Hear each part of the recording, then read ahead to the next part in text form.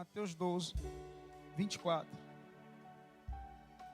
Mateus 12, 24. Depois vou lá para Lucas 6. E eu gerou isso no coração para falar. Diz assim o texto. Vamos começar do 22 mesmo. Vamos ler tudo. Trouxeram-lhe então o endemoniado cego e mudo, de tal modo o curou, que o cego e mudo falava e via. E toda a multidão se admirava e dizia: não é este o filho de Davi? Mas os fariseus, ouvindo isso, diziam: este não expulsa os demônios, senão por Beelzebul, príncipes dos demônios. Jesus, porém, conhecendo os seus pensamentos, disse-lhes: todo reino dividido contra si mesmo é devastado, e toda cidade ou casa dividida contra si mesma não subsistirá. E se Satanás, presta atenção nisso, irmãos, e se Satanás expulsa Satanás, está dividido contra si mesmo. Como subsistirá, pois, o seu reino? E se eu expulso os demônios por Beelzebul, por quem os expulso? Então os vossos filhos, portanto, eles mesmos serão os vossos juízes. Mas se eu expulso os demônios pelo Espírito de Deus, é consequentemente chegar a vós o reino de Deus. Abra lá, versículo 30, rapidamente. Quem não é comigo é contra mim, e quem comigo não ajunta, espalha. Abre lá em Lucas 6.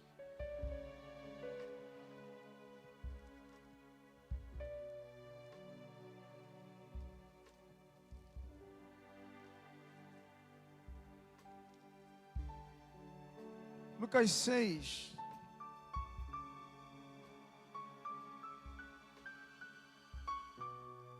A Bíblia fala, versículo 27 e 28 também. Mas a voz que ouvis, digo: amai a vossos inimigos, fazei bem os que vos aborrecem, bendizei o que vos maldizem, e orai pelos que vos caluniam.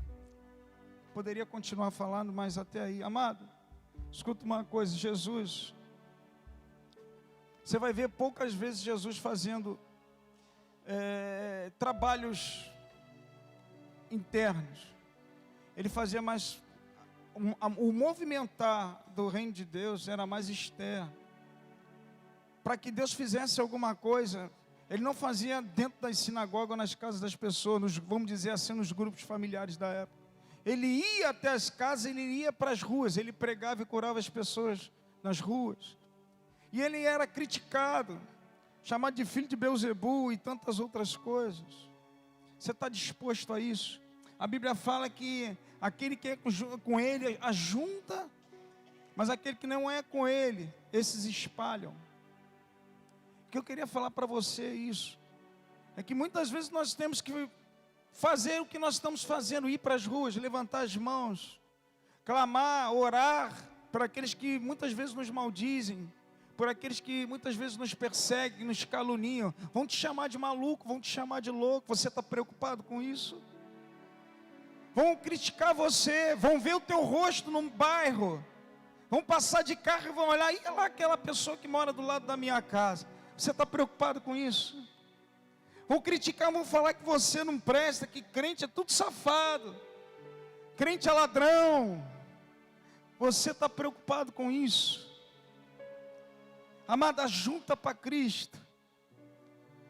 Quando a gente vai lá para fora, a gente tem que abençoar todos. A gente sabe que o vizinho muitas vezes se incomoda contigo. A gente sabe que tem pessoas que às vezes batem de frente com a gente. A gente sabe que pessoas estão na nossa frente aqui, às vezes no bairro, e caramba, esse povo é barulhento, incomoda. Amado, mas eles não entendem, não sabem que quando um povo de Cristo, um povo de Deus levanta a mão, algo acontece, está abençoando a vida deles, está guardando eles. Eles não vão entender, assim como não entenderam como crucificaram Jesus. Jesus falou: eles não sabem o que fazem. Se não fosse por mim aqui, o que seria da humanidade? Jesus morreu na cruz. E até hoje muitos não entendem. E muitas vezes dentro da igreja, a responsabilidade que a gente tem. Mas isso são para poucos. Jesus, ele chama um grupo, uma multidão grande, mas ele fala que a seara, mas poucos vão se apresentar a ir lá fora, a orar, a evangelizar, a fazer as coisas da forma como ele fazia na época. Muitos vão querer ainda continuar prostrados, parados, e não vão se apresentar. Mas continua sendo como Cristo era. Cristo, ele fazia os trabalhos externos, ele orava assim mesmo. Ele mostrava quem era Deus na vida das pessoas lá fora, não dentro da igreja. Jesus, ele pregava, os apóstolos, ele ensinou os apóstolos a sair, a falar de Jesus, a fazer as maravilhas, mas tudo é forma externa. As pessoas eram recrutadas, as multidões eram separadas de forma externa, não era dentro das sinagogas, muitas vezes não. Dentro da sinagoga, Jesus usava para confrontar, para ensinar e dizer quem ele era, e isso criava um burburinho. Dentro da igreja, muitas vezes nós somos também exortados, ensinados, né? Incomoda, mas para que a gente venha a sair e fazer a diferença lá fora. Fazer a diferença lá fora, a gente se alimenta aqui e sai. Então não fica com receio, com medo de levantar o braço lá fora e profetizar. Amado, você está juntando brasa na tua cabeça, a Bíblia fala.